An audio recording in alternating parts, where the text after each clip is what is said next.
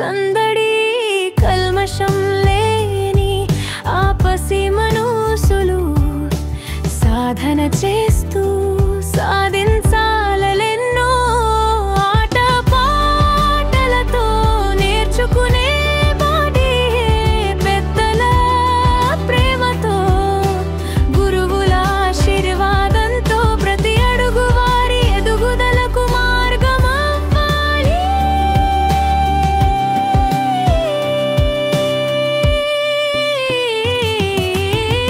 నెహ్రూ గారి ఆశలతో భవిష్యత్తు నిర్మిద్దాం.